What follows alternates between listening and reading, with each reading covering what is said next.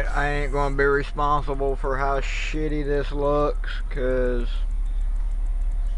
I got a shooty camera and I just cussed.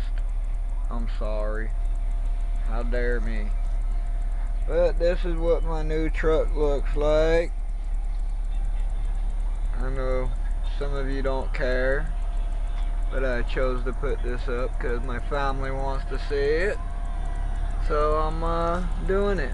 If you don't like it, hit stop. Ain't nobody forcing you to watch it. My little storage areas. I don't know if it's gonna come out very good or not. But yeah, my little computer table. A little TV area. My little privacy curtain so nobody can see in my window if I'm doing crazy stuff. But I don't do crazy stuff because I'm a nice guy. You know me.